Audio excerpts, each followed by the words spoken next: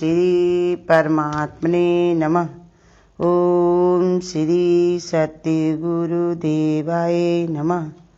ये देखिए बता रहे भगवान, ये है 12वें अध्याय का 14वां श्लोक। जो निरंतर लाभ हानि में संतुष्ट हैं तथा मन और इंद्रियों सहित शरीर को वश में किए हुए मेरे में दृढ़ निश्चय वाले, वो मेरे में अर्पण किए हुए मन बुद्धि वाले मेरे भक्त मेरे को प्रिय हैं। अब भगवान ने 12वें श्लोक से बताने लगे 12वें अध्याय में कि भगवान को कौन प्रिय है। भगवान तो सभी को प्रिय हैं, सब भगवान से प्रेम करते हैं अपने उद्धार के लिए, अपने कल्याण के लिए। लेकिन भगवान किससे प्रेम करते हैं तो उसमें बता रहे जिनके अंदर ये सारे गुण होते हैं। आदृष्टा, मैत्री, करुणा, निर्मम, निरअहंकार, दुख सुख में सम होना, क्षमी, संतुष्ट, आत्मा, दृढ़ निश्चय, मन बुद्धि का समर्पण। ये इतने सारे 11 गुण जिसमें होते हैं वो भगवान को बड़ा ही प्रिय होते हैं। तो ये हो गए थे मैत्री, करुणा, अदृष्टा, निर्मम, निरअहंकार। अब ये बता रहे छठा, सुख दुख में सम होना। भगवान कहते हैं मनुष्य को सुख दुख की प्राप्ति भगवान की ओर से उसके प्रारब्धानुसार होती है। सुख दुख के बाद, सुख के बाद दुख, दुख के बाद सुख, क्रम से लगा ही रहता है। ये समझकर दुख में दृढ़ता और सुख में भगवान की कृतज्ञता को धारण करने में सुख दुख में समभाव हो जाता है। जैसे ये बता रहे भगवान कि अगर सुख मिला है तो उसको भगवान की ओर कृतज्ञता होना चाहिए कि हम तो इस काबिल थे नहीं, लेकिन भगवान तुमने हमारे ऊपर इतनी कृपा की जो हमको ये देखने को मिला। और दुख में भगवान ने कहा दृढ़ता कि ये देखो मनुष्य के ऊपर ही समस्याएं आती। जब सुख मनुष्य उठाता है तो ये भी भगवान कहते हैं उसको ही उठाने को भगवान ने कहा देखना चाहिए। फिर कोई भी दुख होता है, लगता दुख जरूर है, लेकिन उसमें भगवान ने बताया इंसान की मति और ज़्यादा भगवान से जुड़ी रहती, परमात्मा से जुड़ी रहती, हमेशा भगवान को ही याद किया करता है, क्योंकि जानता है कि संसार में और मेरे दुख को हरने वाला कोई नहीं है। भगवान के अलावा और कोई कुछ दुख को हरने वाला नहीं है। और बताया क्षमा करने की शक्ति भगवान के भक्त में होती है। किसी दूसरे के द्वारा अपराध करने पर सामर्थ्य होते हुए भी बदला लेने का भाव ना होना क्षमा भाव कहलाता है। कि सामर्थ्य होने पर भी उसके अंदर ऐसा विचार नहीं रहता कि हम किसी से बदला लें। मन में यही भाव रहता है कि देखो जो भी हो रहा है ये सब हमारे प्रारब्ध में था, उसके अनुसार ही जो लिखा था वही हमको मिला है। हमने कभी इनके साथ ऐसे किया होगा तो आज ये हमारे साथ ऐसे कर रहे हैं। कोई किसी को जो है दुख देने वाला नहीं है, हमारा कर्म ही हमारे साथ में चल रहा है। तो इसलिए समझा रहे भगवान कि क्षमा करने की, भगवान का जो भक्त होता है उसको क्षमा करने में बड़ा मजा आता है। वो कहता है कि जो है भगवान देखिए ना, अगर हमको क्षमा करता तो हम इस लायक कैसे बनते। परमात्मा हम लोगों को रोज ही क्षमा करता है, तब जाके हम लोग जो है कार्य अपना कर पाते हैं। अगर हमको वो हर गलती पर हमको दंड दे परमात्मा तो कोई इतना नहीं है कि जो उसको कोई कार्य अपना पूरा कर पाए, क्योंकि गलती तो होती रहती है। मनुष्य गलती का पुतला है, अक्सर हो ही जाती है। तो सबसे गलतियां होती हैं, ऐसा कोई नहीं जिससे गलती नहीं होती। अब भगवान की आदत है क्षमा करने की। अब वही आदत भगवान अपने भक्तों को भी गिफ्ट कर देते हैं। वो कहते कोई अगर गलती करता है माने उसको इसका विचार नहीं है, ज्ञान नहीं है, तभी उससे ये गलती होती है। अगर जान जाए कि ये गलती का क्या फल मिलेगा तो उससे गलती नहीं होगी। तो इसलिए समझाते हैं भगवान कि वो क्षमा करने की उसके अंदर आदत होती, स्वभाव होता है। असंतुष्टि, प्रारब्ध से जो कुछ प्राप्त हो जाए उसे हर्ष पूर्वक ग्रहण करना संतोष कहलाता है। जो भी प्रारब्ध में मिल जाए उसको, उसमें वो संतुष्ट करता है। और भी देखेगा तो ये मन में करेगा कि दुनिया से तो हम फिर भी बहुत अच्छे हैं। लोगों का गम देखा तो मैं अपना गम भूल गया, दुनिया में कितना गम है और मेरा गम कितना कम है। संसार में कितने कितने चीज़ें लोगों को नहीं मिली हैं, और भगवान ने फिर भी हमको बहुत कुछ दिया है। जो भी दिया है ये हमारे लिए बहुत है। कैसी भी स्थिति परिस्थिति आए लेकिन वो उसमें संतुष्ट रहता है कि अब भी मैं बहुत फायदे में हूँ। भगवान बताते संत ऐसे ऐसे हुए हैं जिनके राजा ने पैर कटवा दिए, कहा पैर इनके काट दो। ये बहुत दौड़ दौड़ के सत्संग जाते हैं, तो कहा कोई बात नहीं, हम हाथ से भगवान का जो ने कीर्तन किया करूँ, ताली बजाया करूँगा, उनकी सेवा किया करूँगा।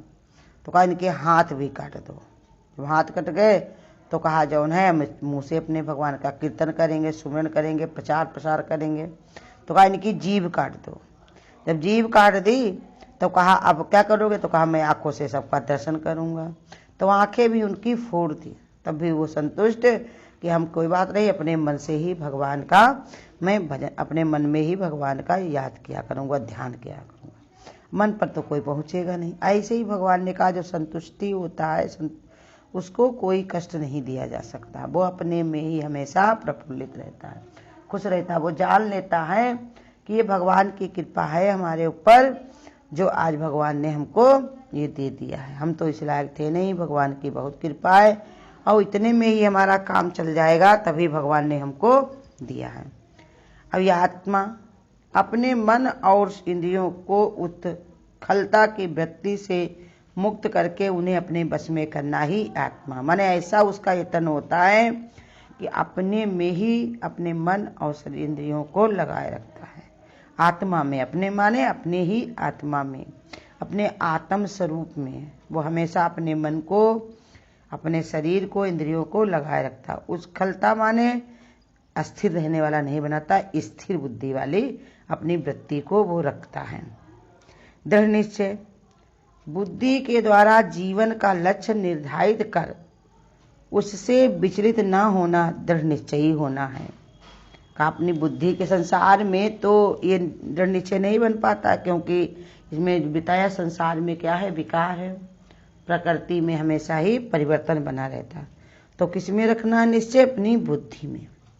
बुद्धि में अपना निश्चय बना लेता है कि जो है सब भगवान से हो रहा, भगवान ही करने वाला, परमात्मा से ही सब कुछ हो रहा है। तो ये दृढ़ निश्चय ही उनके विचारों को संसार के प्रभाव माने बहता हुआ संसार है सरकने वाला, उससे मोड़कर भगवान में हमेशा जुड़ा रहता है। उसी में अपनी बुद्धि को वो समर्पित रखता है, भगवान में ही जब समर्पित रखता है तो बताया वही मन बुद्धि का समर्पण है। इन लक्षणों का वर्णन करके भगवान इस प्रकार का भी बता रहे कि मेरे भक्त कैसे प्रिय हैं। भगवान अपने भक्तों के प्रिय के बारे में बताते हैं कि देखो जो हमारी भक्ति में ही तन्मय हो रहे हैं, हमारे में ही जुड़े पड़े, हमारे में ही लगे हुए हैं, तो मैं उनसे इतना प्रेम करता हूँ कि जैसे बताया कि उधो मुझे अपने संत बहुत प्यारे हैं। उनको हमको याद एक पल भी उछलती नहीं है। वो ना हमको देख पाते हैं और ना ही हमको पाते हैं, फिर भी हमारे मर्म में कैसे ही जुटे रहते हैं, हमारे लिए ही हमेशा उसी में कीर्ति में, भगवान की ही महिमा में, भगवान के ही रूप में, भगवान की ही कृपा में हमेशा अनुभव करते रहते हैं। कैसी भी स्थिति परिस्थिति हो, लेकिन भगवत चिंतन में ही अपने देह अभ्यास को भुला करके अपने मन को उसी में स्थिर किए रखते हैं। वासनाओं में, मोह में, लोभ में, अभिमान में हमेशा उनकी त्याग बुद्धि होती है। कैसी भी वासनाएं आ जाएं लेकिन उनमें वो वास नहीं करते, आती और गई। मोह में, जहाँ पर मोह की चीजें होती हैं तो वहाँ पर भी भगवान के भक्त अपनी बुद्धि को नहीं खोते, कहते ये माया जाल है, इसमें हमको फंसना नहीं है। क्योंकि इसी में फंस करके हमने अपनी कितनी दुर्गति की है। बार बार हम आकर के ये देह में आकर के फंसे हैं। अब आज फिर वही अगर बुद्धि हमारी बनी हुई है तो बता रहे भगवान, तो अपने को उससे निकाल लेते हैं अपने विचार के द्वारा।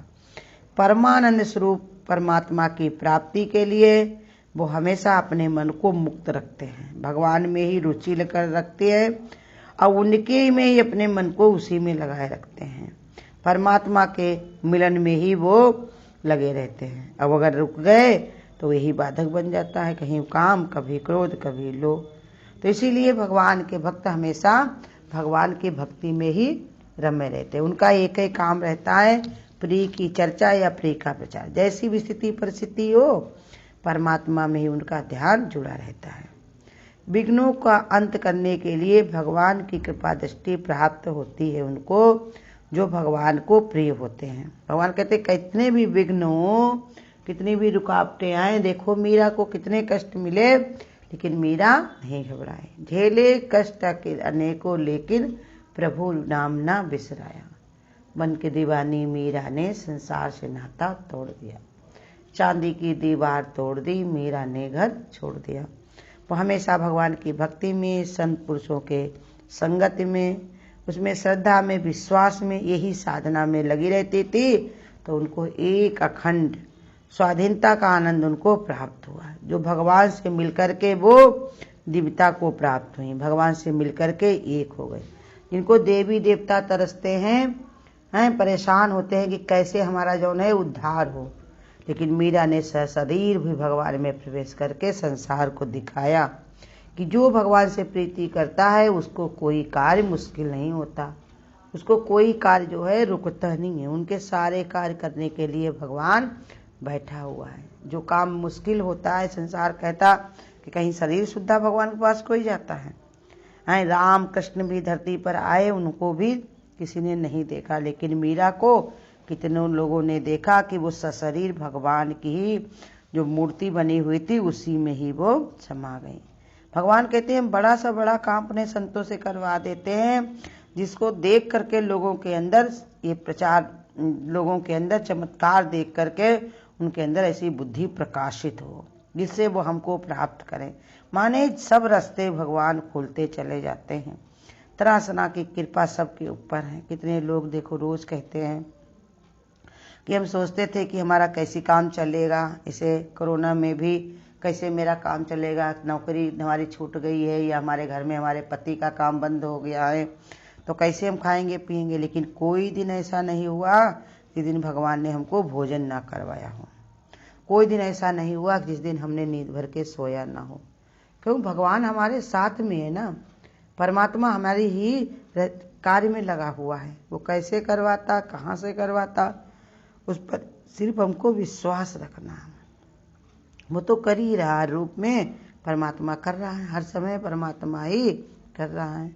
तो इसलिए समझा रहे भगवान कि भगवान के भक्त कैसे भगवान को प्रिय बनते हैं, क्यों उनकी ऐसी बुद्धि बन जाती है कि वो हर कैसी भी स्थिति हो लेकिन वो सावधानी ये बरतते हैं कि दूसरा और कुछ उनको नहीं देखना।